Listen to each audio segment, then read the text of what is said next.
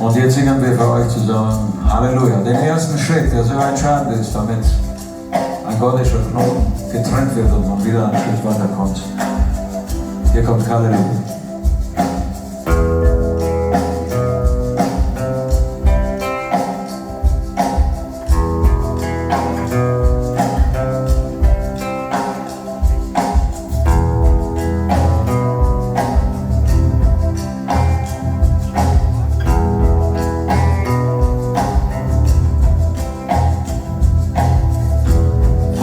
Suchst du die Einsamkeit?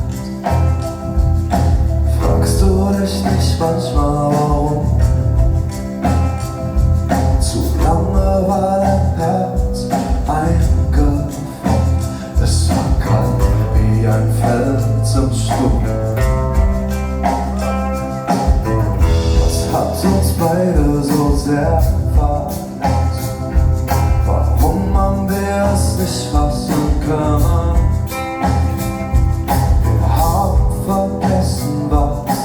Wichtig ist, Drogen dabei zu verbrennen. Der erste Schritt wird uns befreien. Halleluja, Halleluja. Es liegt an uns. Können wir verzeihen?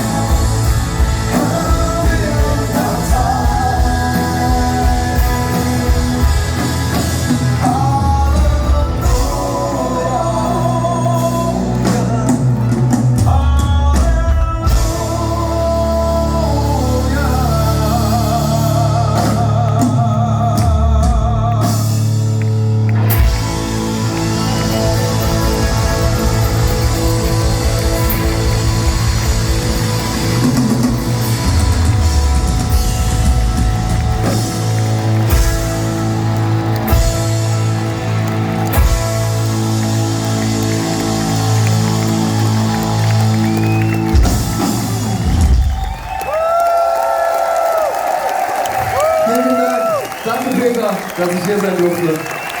Alles klar. Wir hören uns noch auf der Bildung.